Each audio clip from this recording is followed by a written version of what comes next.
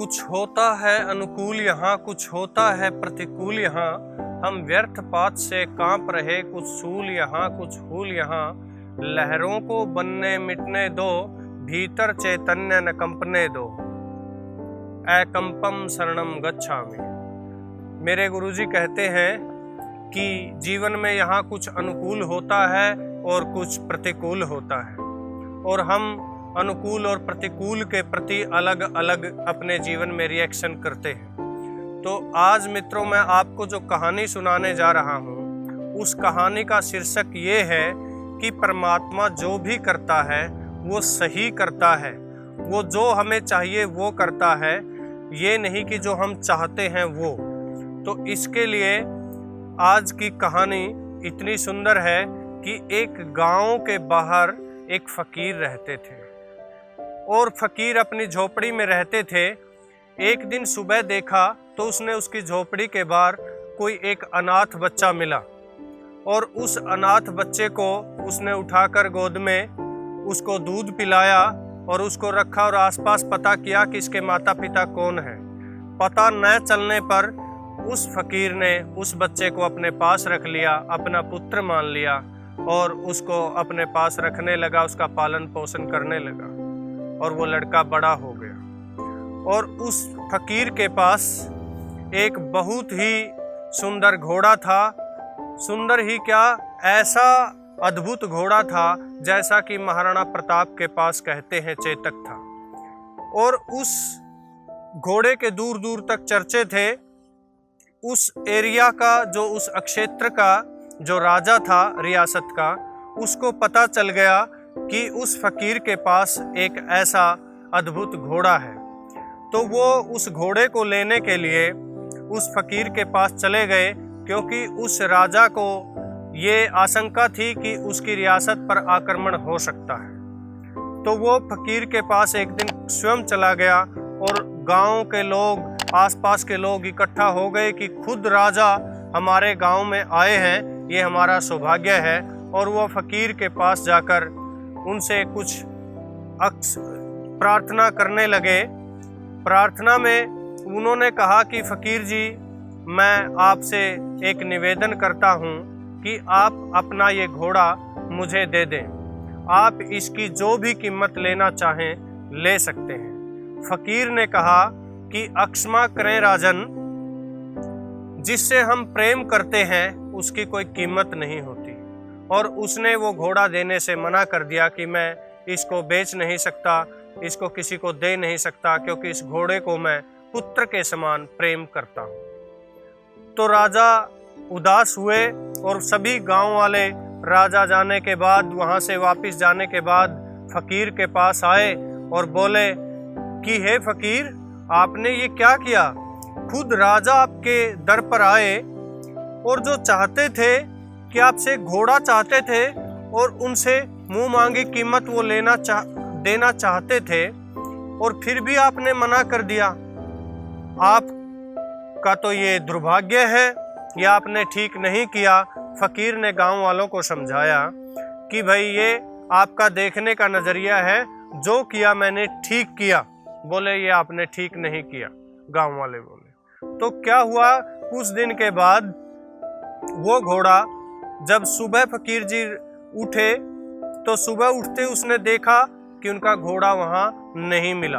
तो पूरे गांव में आसपास फैल गई खबर कि फकीर का घोड़ा चोरी हो गया, फकीर का घोड़ा चोरी हो गया।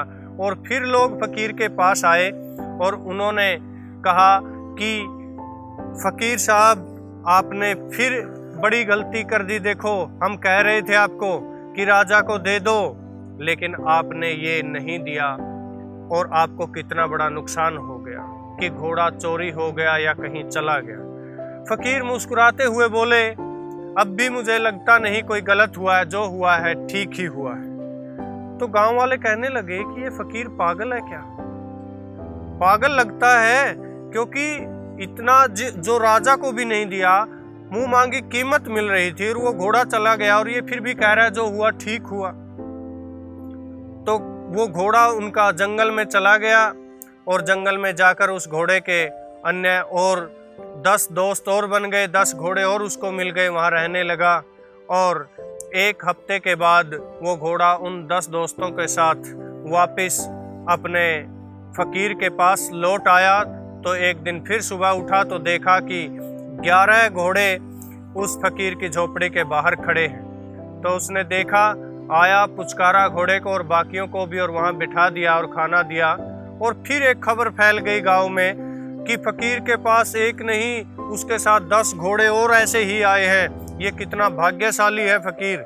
और लोग आए वापस फकीर को कहने लगे कि फकीर साहब, आपका तो ये सौभाग्य था, आप ठीक कह रहे थे कि आपने ठीक कहा था, अच्छा हुआ कि आपके एक की बजाय 10 घोड़े और साथ में आ गए, आप तो बड़े भाग्यशाली हो। फकीर ने कहा कि ये भी तुम्हारी दृष्टि है, अब भी हुआ जो हुआ ठीक हुआ। तो लोग बोले कि ये पागल है, तब भी कह रहा था ठीक हुआ, अब भी कह रहा है ठीक हुआ, इसमें तो ठीक ही ठीक हुआ, पहले गलत हुआ था। बोले ये आपके देखने की दृष्टि है। तो उसके कुछ दिन बाद क्या हुआ, फकीर ने कहा अपने पुत्र को कि ये बाकी जो 10 घोड़े आए हैं इनको भी आप ट्रेन कीजिए, इनको भी ट्रेनिंग दीजिए, जैसा ये घोड़ा इनको भी ऐसा ही बनाइए। तो वो फकीर का लड़का उन बाकी घोड़ों को ट्रेनिंग देने लगा और ट्रेनिंग देते देते एक दिन वो एक घोड़े से नीचे गिर गया और उसकी टांग टूट गई। और टांग टूटने के कारण फिर पूरे गांव में शोक हुआ और फकीर के पास फिर वापस लोग आए और बोला कि बहुत बुरी बात हुई कि आपका एक ही लड़का था और ये इनकी टांग टूट गई है, बहुत बुरा हुआ फकीर जी। फकीर जी मुस्कुराते हुए बोले, जो हुआ अच्छा हुआ, जो मालिक को लगता था वो ठीक किया। वो बोले ये पागल है कि इसमें ठीक कहाँ से हुआ है, बताओ, इसमें ठीक वाली कौन सी बात है? एक ही लड़का, उसकी टांग टूट गई है, तो इसमें ठीक वाली कौन सी बात है? तो बोला ये तो है ही पागल। तो उस राजा, कुछ दिन के बाद क्या हुआ कि जो राजा आया था उनके पास, उसकी रियासत पर आक्रमण हो गया और राजा ने घोषणा कर दी जिसके भी घर में जितने भी नौजवान हैं सभी को फौज में भर्ती करना होगा। और ये सुनकर सभी गांव वाले चौंक गए, क्योंकि उनको पता था कि हमारा राजा कमजोर है, हम हारने वाले हैं और हमारे लड़के मारे जाएंगे।